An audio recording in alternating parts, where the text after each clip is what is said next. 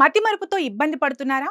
అయితే ఈ ఫుడ్ తీసుకోండి. వయసు మీద పడిన తర్వాత మెదడు పనితీరు మందగించడం సహజం. ఫలితంగా జ్ఞాపక శక్తి, ఏకాగ్రత తగ్గడం కూడా సహజం. మతిమరుపు వచ్చేస్తుంది. ఇది ముదిరితే అల్జీమర్స్ కు దారితీస్తుంది. కానీ కొందరు యుక్త వయసులోనే మతిమరుపు సమస్యతో బాధపడుతుంటారు. ఏకాగ్రత పెట్టలేకపోతుంటారు. ఇలాంటి వారు డైట్ ను మార్చుకుంటే మంచిది. మతిమరుపు అనేక కారణాల వల్ల వస్తుంది. విటమిన్లు, మినరల్స్, యాంటీ ఆక్సిడెంట్ల లోపం ఇందుకు కారణం. ఈ సమస్య నుంచి బయటపడాలంటే కొన్ని ఆహారాలను తీసుకోవాలి. వీటిలో ముఖ్యమైనది చేపలు. ఇవి మన ఆరోగ్యానికి ఎంతో మేలు చేస్తాయి. చేపల్లో ఒమేగా 3 ఫ్యాటీ యాసిడ్లు ఎక్కువగా ఉంటాయి.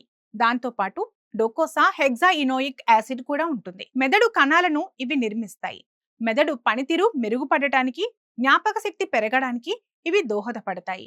వారంలో కనీసం 2 సార్లు చేపలను తింటే మతిమరుపు సమస్య నుంచి బయటపడవచ్చు. అలాగే బ్లూబెర్రీలు, స్ట్రాబెర్రీలు, బ్లాక్ బెర్రీలు, రాస్బెర్రీలను తరచూ తింటుండాలి. ఈ బెర్రీ పండ్లలో ఫ్లేవనాయిడ్స్, యాంథోసైనిన్స్ అని యాంటీ ఆక్సిడెంట్లు ఎక్కువగా ఉంటాయి. మెదడుపై పడే ఆక్సీకరణ ఒత్తిడిని ఇవి తగ్గిస్తాయి. ఫలితంగా మెదడు కణాలు ఉత్తేజితం చెంది ఆరోగ్యంగా ఉంటాయి. మతిమరుపు తగ్గుతుంది. ఇక ఆకుకూరలు కూడా మెదడును బలోపేతం చేస్తాయి. ముఖ్యంగా పాలకూర చాలా మంచిది. ఇందులో vitamin K, lutein, folate, beta carotene ఎక్కువగా ఉంటాయి.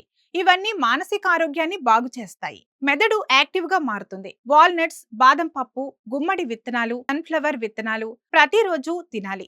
మెదడుకు కోడిగుడ్లు కూడా మంచిది. రోజుకు ఒక గుడ్డును తింటే మెదడు ఆరోగ్యంగా ఉంటుంది, చురుకుగా పనిచేస్తుంది. కోడిగుడ్డులో ఉండే కోలిన్, అసిటైల్ కోలిన్ అనే న్యూరో ట్రాన్స్మిటర్ ను ఉత్పత్తి అయ్యేలా చేస్తుంది. ఫలితంగా జ్ఞాపక శక్తి పెరుగుతుంది. వయసు మీద పడటం వల్ల మెదడు కణాలు క్షీణిస్తాయి కదా, వాటిని కోడిగుడ్లలో ఉండే విటమిన్ B6, విటమిన్ B12, ఫోలేట్లు తగ్గిస్తాయి. ఫలితంగా మెదడు ఎప్పుడూ యాక్టివ్ గా ఉంటుంది. మతిమరుపు దరి చేరదు. పసుపు కూడా మంచి ఫలితాలను ఇస్తుంది.